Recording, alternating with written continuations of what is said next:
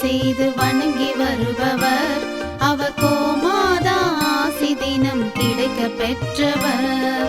கோமாதாவை பூஜை செய்து வணங்கி வருபவர் அவர் கோமாதா ஆசி தினம் கிடைக்க பெற்றவர்.